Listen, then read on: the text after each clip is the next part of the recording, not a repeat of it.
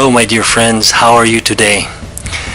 Alam mo ba na some 7 years ago, merong ginawang study sa University of California about ilan bang salita ang ginagamit ng mga lalaki at babae sa isang araw.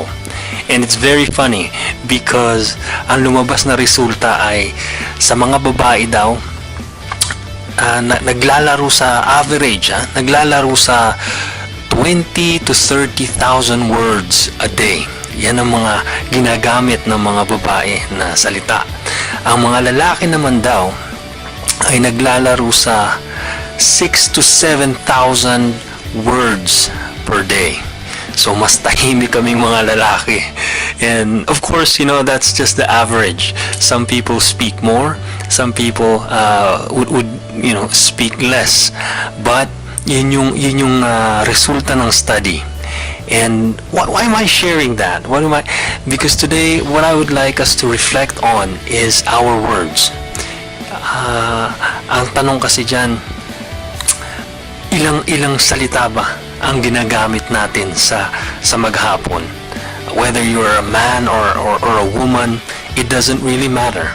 Ang importante diyan, ano ba ang mga sinasabi mo sa loob ng 7,000 or 30,000 words na yan?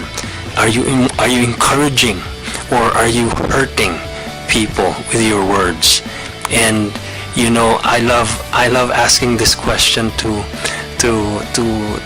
different groups na nag-iimbita sa akin na magbigay ng talk. And I would ask this question: kilala niyo ba si Dan Brown, yung sumulat ng the Da Vinci Code? And everybody would say yes, kilala namin. And the Da Vinci Code, that book that created so much controversy sa simbahan because it speaks about the story of Jesus, the origins of the church, etc.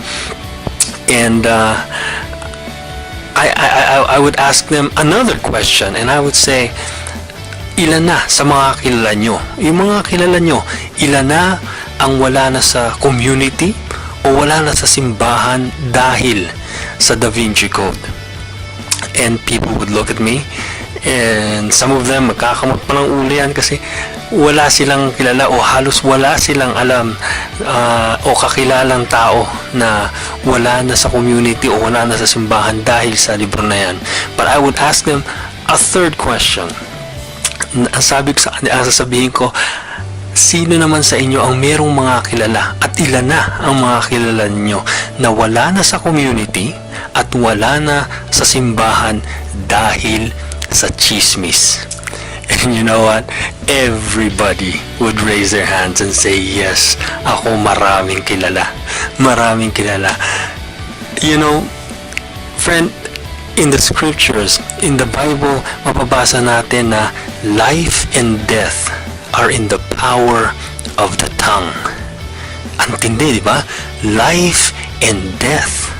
Yaan ang nasa kapangyarihan ng ating mga sinasabi.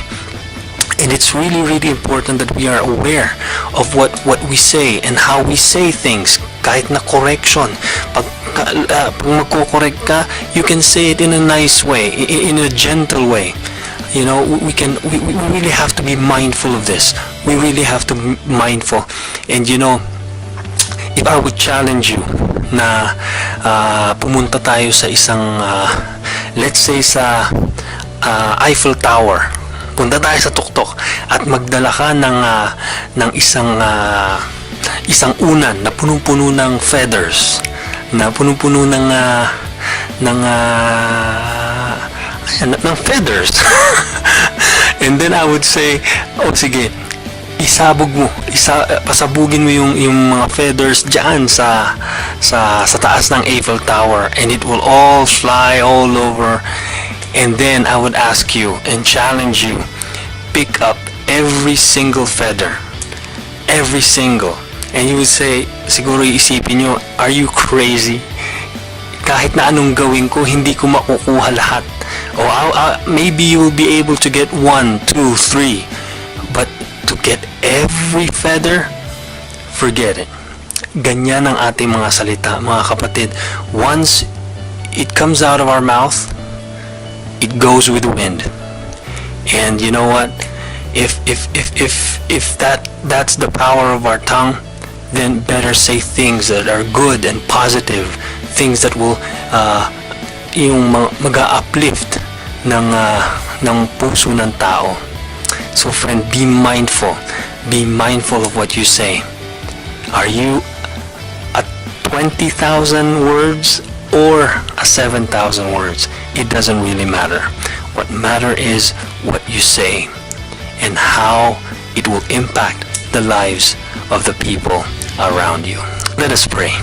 Heavenly Father, thank you for our words. Thank you, Lord, because indeed you have given us the power. And Lord, we pray that we use this power para mag-uplift at mag-encourage ng tao. May we bring life as we speak.